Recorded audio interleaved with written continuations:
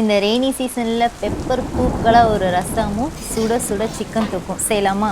வரும் வழியில் பன்மழையில் பருவநிலா தினம் நனையும் முகிலெடுத்து முகம் துடைத்து இடியும் வரை நடை பழகும்.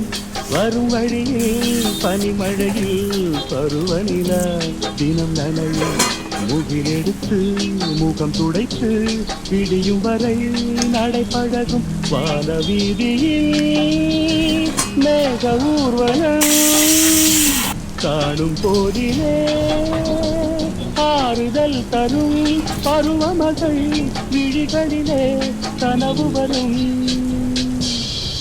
இளைய நிலா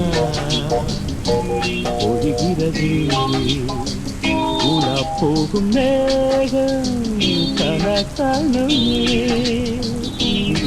காணும்.